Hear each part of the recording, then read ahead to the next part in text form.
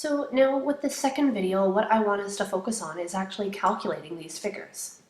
Let's start with the sales forecast.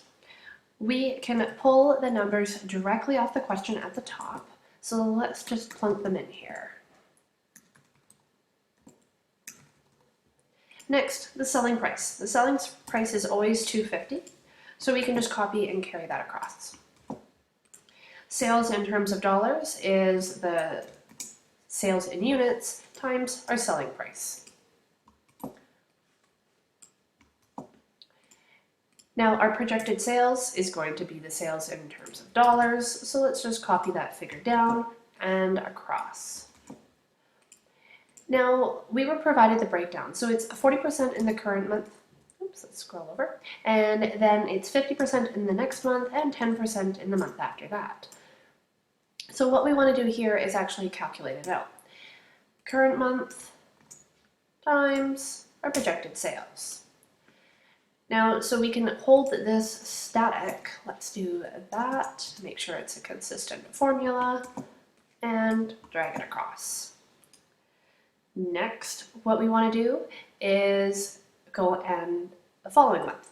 So here, it's going to be 50% times the projected sales for November. Because remember, they have the 1 month lag.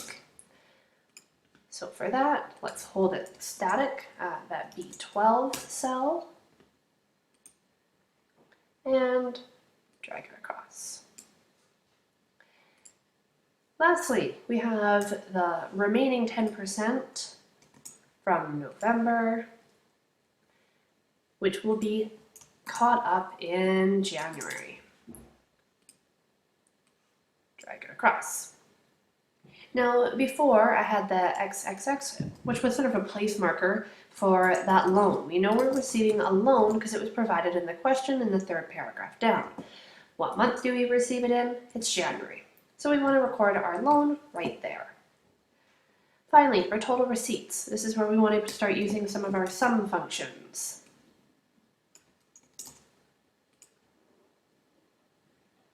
So we don't want to capture that. Change that to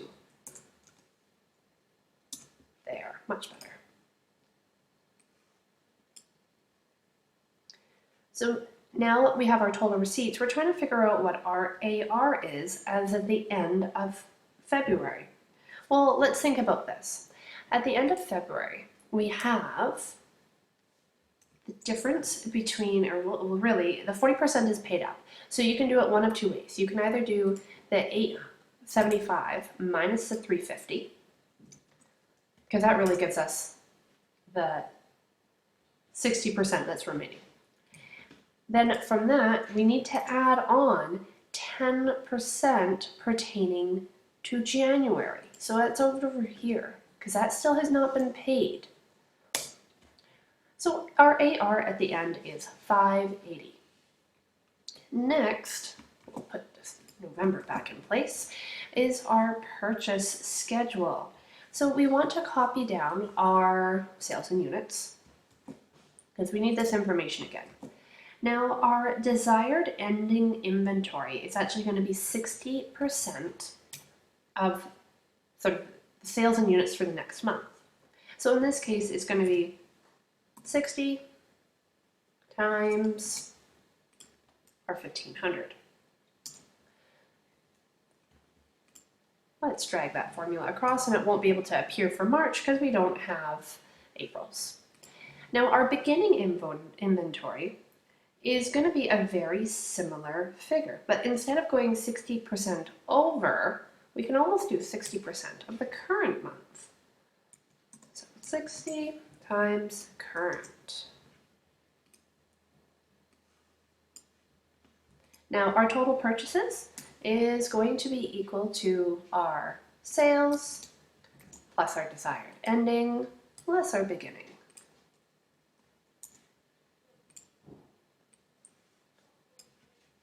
Now remember, March is going to be a little bit off, but we just sort of want to carry it along. So now that we have our total purchases, we can also figure out our cash payments. Our cash payment is going to be delayed by a month. Because remember, in the case, it's stated that we pay it 1 month after we get the goods. So for February, what we'd end up doing is looking to January and multiplying it out by the price of $150. We can do the same for really any of the months that we want, so we'll just carry it all across. Now, the 480 really gives you the AP amount for February, right? So it's the ending position that we would really owe. So the AP amount is that 480. Remember, it's only delayed by a month. There's no other timing considerations here. Okay, so the next part is that we want to figure out our inventory value.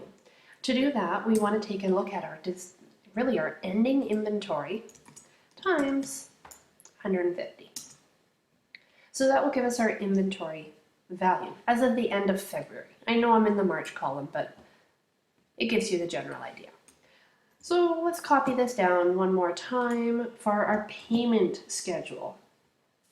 I've copied all the months, however, I'm really only going to be focused on January and February. So our payments for our purchases are right above, so let's just link these up. Now, our selling and administrative costs, we were told in the case they're actually 10% of sales. So let's just copy that one over.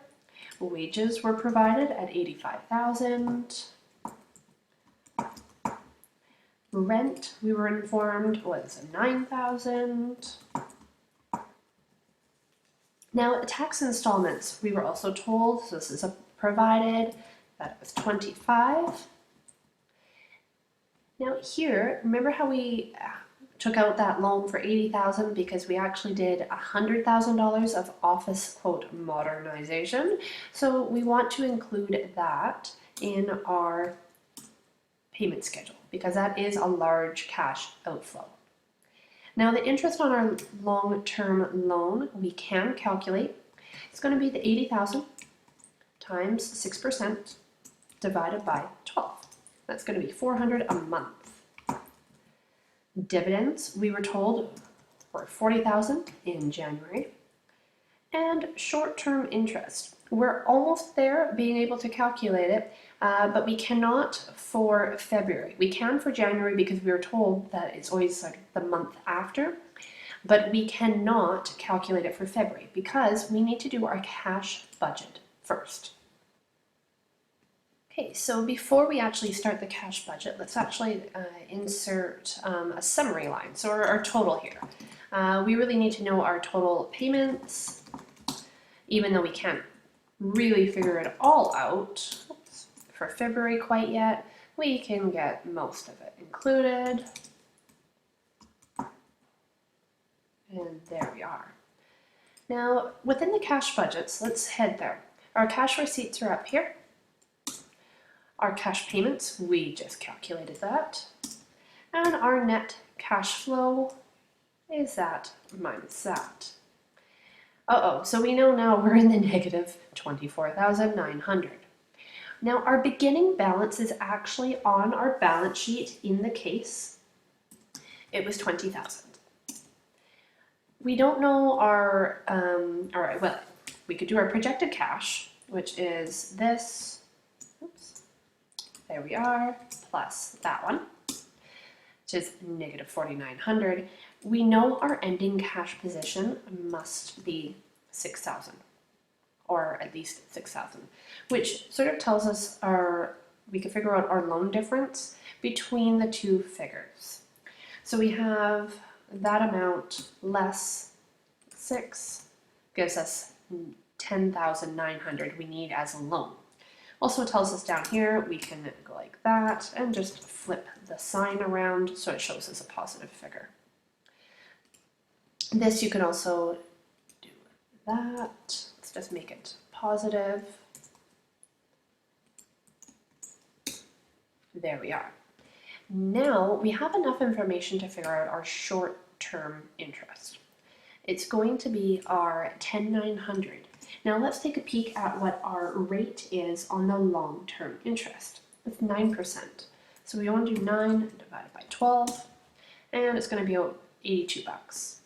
So let's continue with a lot of our formulas. You can just hop them on over here.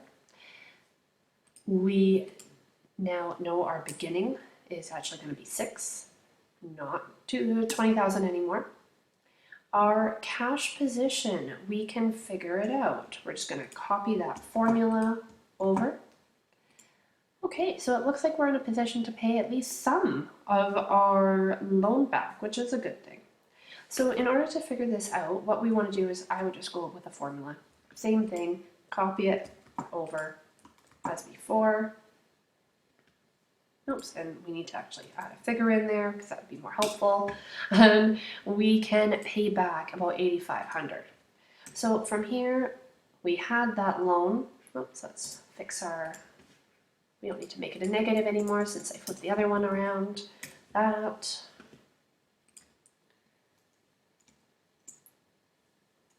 Plus gives us a remaining loan amount of about $23.81.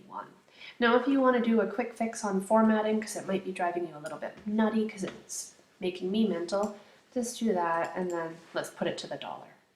We could do the same thing up here if you really want it to be all consistent.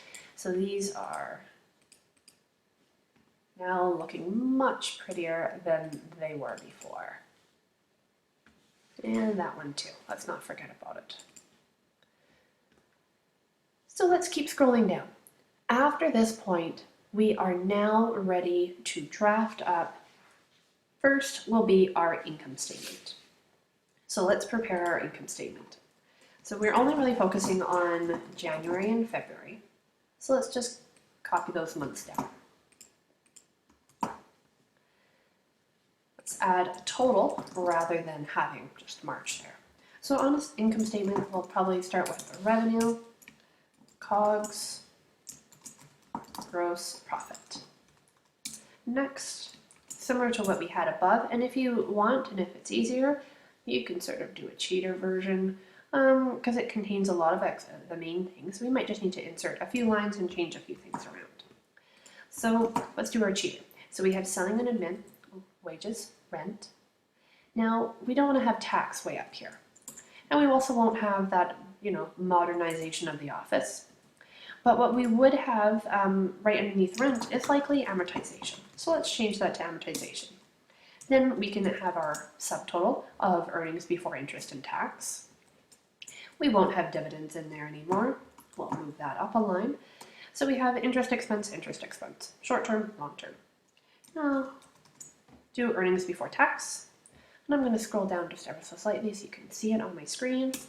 Then we have tax expense and net income.